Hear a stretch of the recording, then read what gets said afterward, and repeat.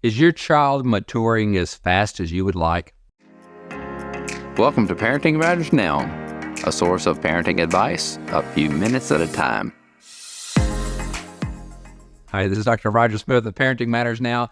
Maturity in a child is something that we always hope for, but oftentimes we are not participating in their maturity as we should.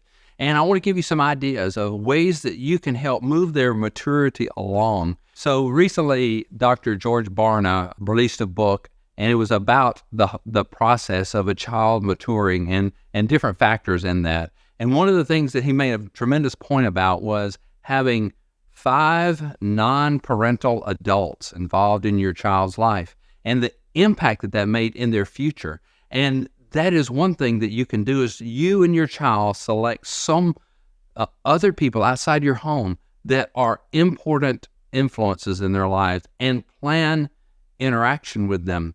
And Dr. Tim Elmore, in one of his recent books, talked about the importance of how he helped in more of a rite of passage type of activity. They planned out these adults that were going to be a part of his daughter's life, and over a 1-year period, planned interaction with these 5 other ladies that they had determined were people that she would want as a role model in her life, and some to some degree. Some were strong in the arts, other in the roles that they played in community, different things. There were different aspects to each person, but he helped her form relationships and created opportunities for her to be with those people. Sometimes it was with their work that she would shadow them in their work. In other situations, it was a social setting.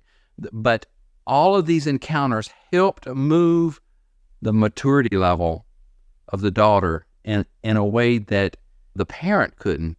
But there are definitely ways that parents need to be engaged with the child. I'll refer to it as having open-ended questions, conversation where we actually are listening to our child. And listening opens the relationship to where we have influence in their lives and we can help with their maturity. But it begins with us asking great questions.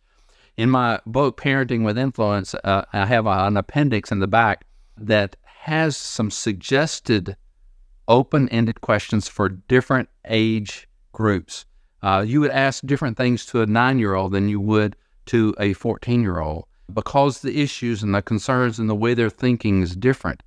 But the art or the practice of asking open-ended questions creates a situation where we can further their maturity because we're actually giving them a chance to practice thinking out loud, to give a response when there are thoughts or their feelings about certain situations if we ask good questions. So if you've not been trained or not read anything about open-ended questions, you may want to get my book and look at that section, the appendix of sample questions. And there's nothing magical about the questions that I published, but they are models for how you can begin to have that kind of relationship with your child, because that will help them move forward in their maturity.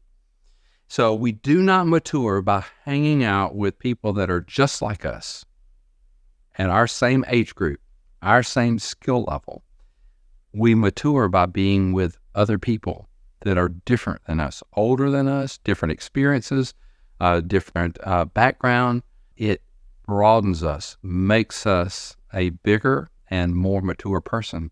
So those are just some ideas, things that you can do to help your child grow in maturity, regardless of their age. Always have them interacting with people that are older and younger, different backgrounds. The diversity does help a person to grow on the inside. Help your child grow into maturity. Don't just complain about their immaturity. If they're immature, that problem is partly yours, and you can be a part of the solution. Subscribe to Parenting Matters Now for more advice, or go to rogersmithmd.com to search for more topics. See you next time.